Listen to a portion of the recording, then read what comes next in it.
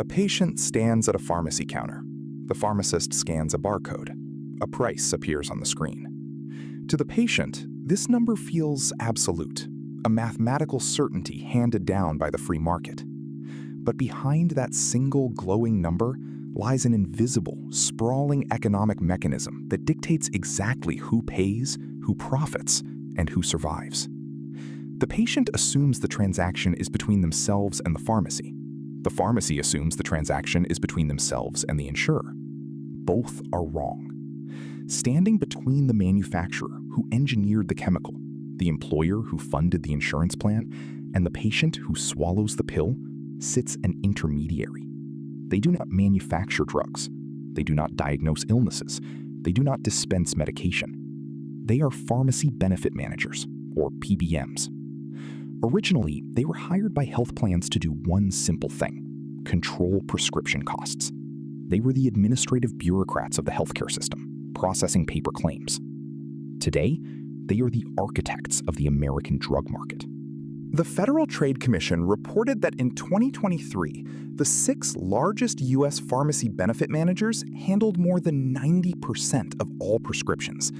90% of the chemical supply line for hundreds of millions of people flows through just 6 choke points. The economic paradox at the heart of this system is deeply weird.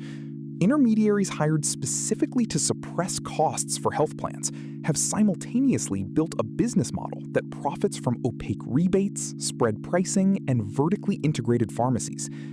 We expect a buyer's agent to seek the lowest possible sticker price.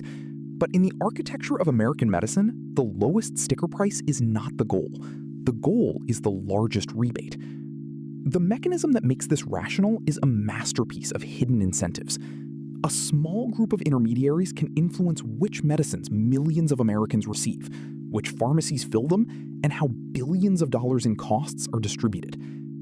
To understand why your medication costs what it does, you have to stop looking at the drug. You have to look at the middleman. The historical blind spot in American healthcare is the assumption that prices are tied to production costs. In a normal market, if a factory produces a widget for $1, they sell it for $2, and the consumer chooses the cheapest widget. The prescription drug market broke this rule decades ago. The chain of payment became too complex for a standard market to function. Employers buy health plans. Health plans promise to cover thousands of different drugs for millions of employees. But health plans are essentially financial risk pools. They are not equipped to negotiate the price of every single statin, insulin, and antibiotic with dozens of global pharmaceutical manufacturers. This administrative nightmare created a vacuum. In the late 20th century, PBMs stepped into that vacuum. The Government Accountability Office, or GAO, independently documents that U.S. pharmacy benefit managers administer prescription benefits, negotiate rebates, influence drug pricing, and execute pharmacy reimbursement arrangements. They are the hired guns of the health plans. Their primary weapon is the formulary. A formulary is simply a list of covered drugs, divided into tiers. Tier 1 is cheap for the patient. Tier 3 is expensive. If a drug maker wants their new medication to actually reach patients, they must secure a preferred spot on the PBM's formulary. If they are excluded from the formulary, they lose access to millions of potential customers overnight. It is a binary switch for market share. In a transparent system, the PBM would look at 2 competing drugs and place the cheaper one on Tier 1. But the system is not transparent. Instead, the drug manufacturer sets an artificially high list price, then offers the PBM a massive secret discount called a rebate in exchange for prime placement on the formulary. The rebate is the hidden engine of the drug economy. The manufacturer gets guaranteed volume. The health plan gets a share of the rebate, lowering their overall premium costs. The PBM takes a cut of the rebate for arranging the deal. On paper, it looks like a highly efficient volume discount. The GAO confirms that PBMs do administer drug benefits and execute cost control functions that save health plans money compared to negotiating alone. But this structure creates a bizarre economic incentive. If the PBM's revenue is tied to the size of the rebate, they have a mathematical preference for drugs with higher list prices and larger rebates over drugs with lower list prices and no rebates. The wider the gap between the fake list price and the real net price, the more money flows through the intermediary. The market no longer competes on the lowest price. It competes on the largest concession. To understand how this mechanism accelerates, you have to look at the motives of the factions involved. The insurer wants predictability. The drug maker wants volume. The pharmacy wants a predictable margin. The PBM sits in the center of this web, holding the data, writing the contracts, and dictating the terms. In any intermediary business, the ultimate source of power is asymmetry of information. The PBM knows the exact rebate negotiated with the manufacturer. They know the exact premium charged to the health plan. They know the exact reimbursement rate paid to the pharmacy. None of the other three parties know what the others are getting. This asymmetry birthed a practice known as spread pricing. Imagine a patient walks into a pharmacy to fill a generic prescription. The PBM, acting on behalf of the health plan, processes the claim. The PBM charges the health plan $50 for the drug. The health plan pays the $50, believing this is the negotiated cost of the medication. Simultaneously, the PBM reimburses the local pharmacy $10 for dispensing the drug. The pharmacy accepts the $10, often losing money on the transaction, because they cannot afford to be excluded from the PBM's massive network of patients. The remaining $40 is the spread. It does not go to the drug maker. It does not go to the pharmacist. It does not lower the patient's premium. It is captured entirely by the intermediary. Spread pricing transforms the PBM from an administrative contractor into an arbitrage machine.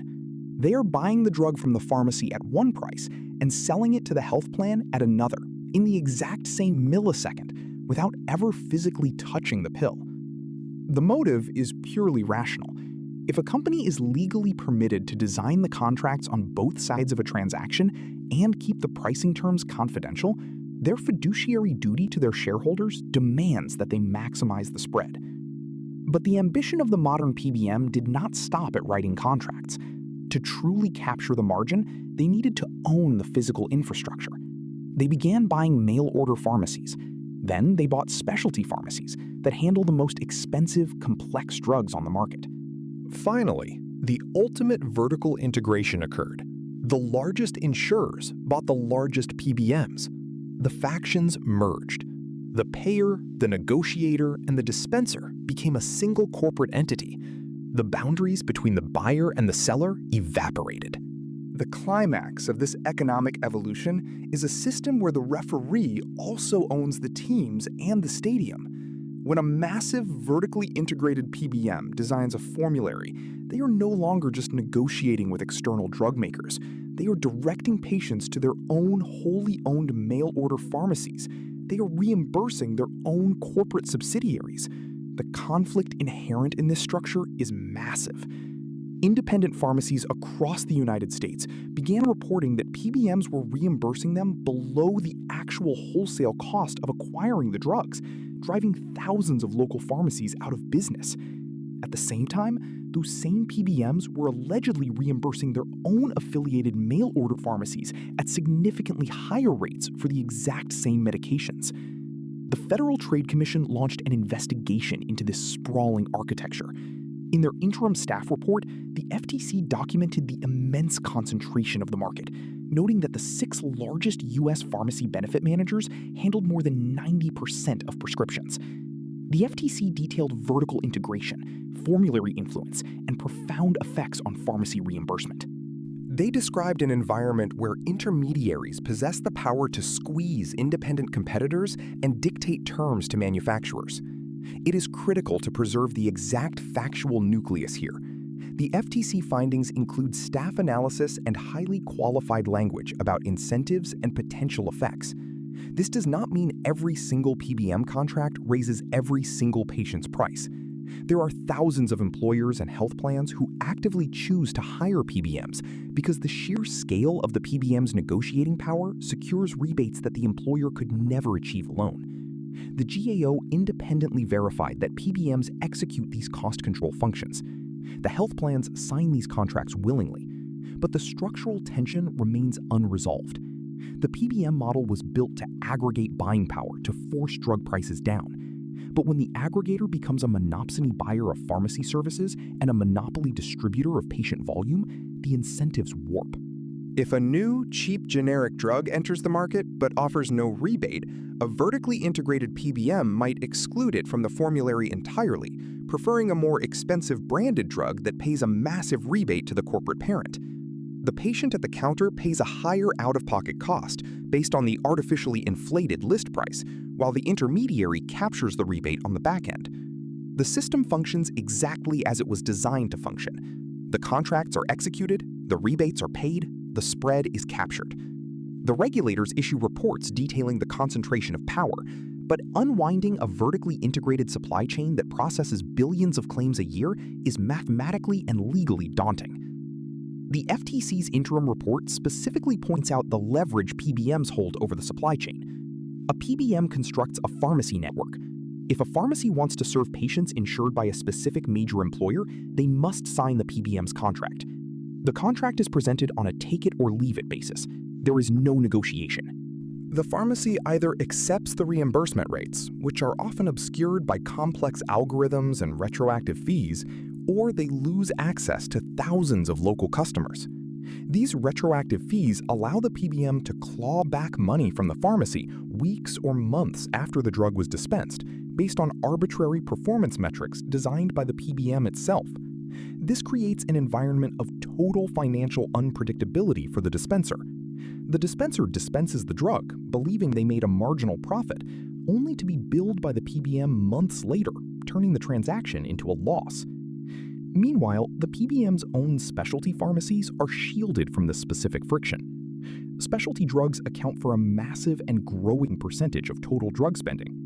PBMs often mandate that patients must use the PBM's own specialty pharmacy to receive coverage for these high-cost medications. By funneling the most lucrative prescriptions into their own corporate subsidiaries, the integrated entities capture the largest possible margins while starving independent competitors of high revenue volume.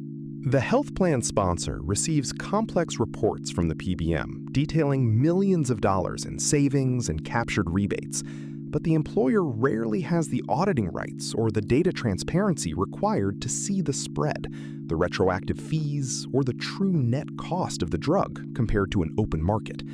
The intermediary controls the lens through which the buyer views the transaction. Even when state legislatures attempt to regulate these practices, the sheer scale of the federal laws governing most employer health plans often preempts state-level intervention.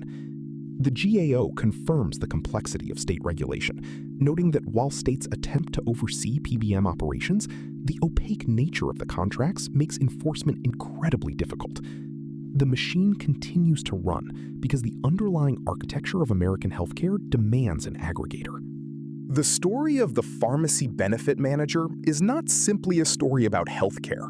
It is a story about the economics of friction.